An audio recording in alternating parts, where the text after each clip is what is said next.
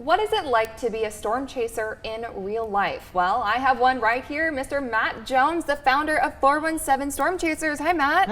Hi, thanks for having me. Thanks for joining me.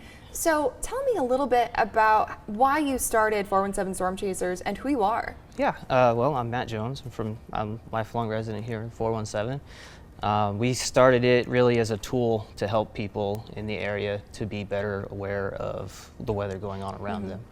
Have you always been interested in storms? Yeah, when I was a kid, I was scared of storms, and that's really what led me to learning more, and that's what led me here today. Did you get an education in it? No, I'm self-taught. Wow. Just watching, different online resources that there are out there, and then just going out, looking at the sky, matching it to the radar, and just kind of learning that way. Do you have any kind of special equipment? Yeah, I have different camera setups on my car. I run a weather station, run a ham radio. I do with Skywarn here as well. That is so cool, and all self-taught. Yeah.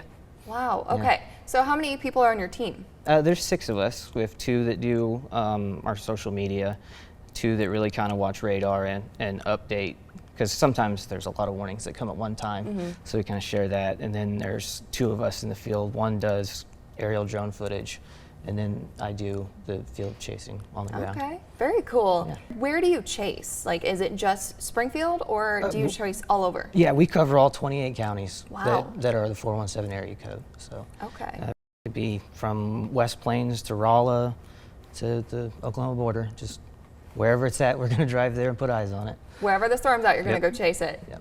So tell me a little bit about some of the chases that you've been on. Is it just fun? Is it scary? Like, how do you feel? It's interesting to me, just to see how it can go from a clear sky to a full-blown storm in a matter of an hour.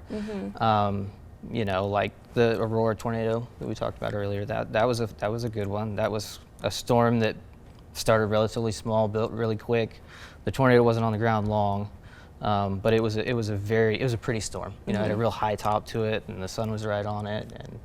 And then, like last week, the one in Republic, that was a big storm, and it was very powerful. Yeah. Got hit with some of that wind on James River Freeway. Goodness, I'm sure. Yeah, it's fun. It's an adrenaline rush, but I feel for what we're doing, getting the word out there to people of what's actually coming their way. Yeah.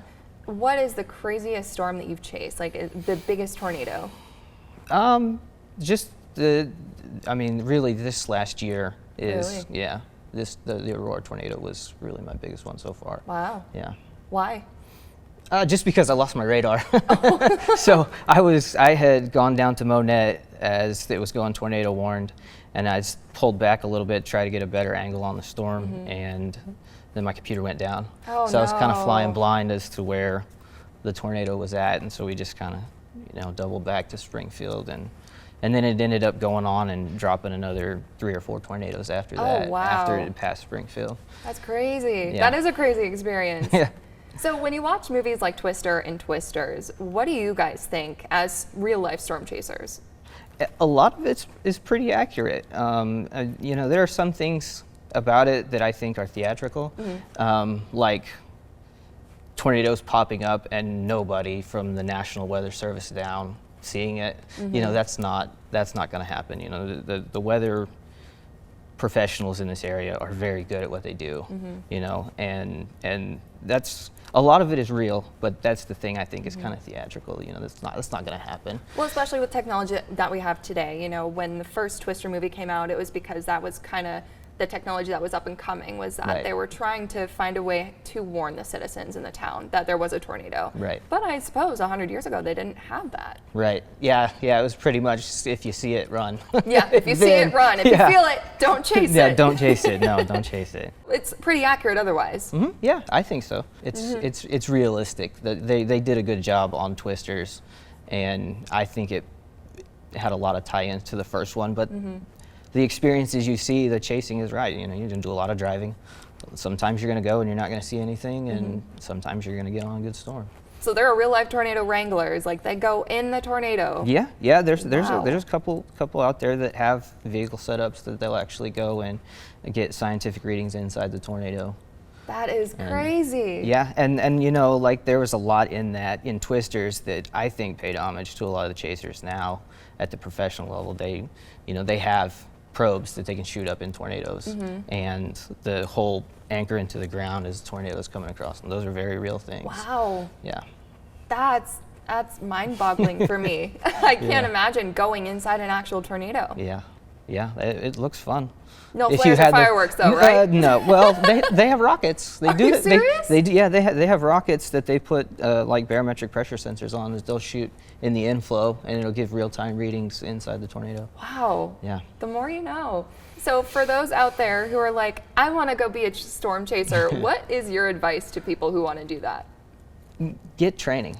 You don't have to be classically trained. You know, there's lots of really great resources out there. You know, the National Weather Service has a lot. They do, you know, like storm spotter classes. That just be the big thing. Get to know what you're going to do and do it safely, because all it takes is one time. You know, because you look back to like El Reno.